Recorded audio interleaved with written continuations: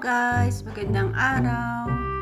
Ito na naman ang inyong yaya, kasamang makulit na alaga.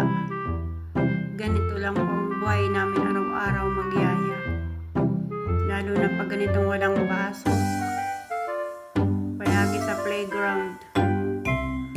Kaya mga mare, kung nagbabalak kayo pumunta dito sa ibang bansa at mag-alaga ng bata, paalala lang, magbaon kayo ng maraming pasensya dahil napakalaki ng kaibahan ng ugali dito ng mga kabataan kaysa dyan sa anak natin dyan sa Pinas.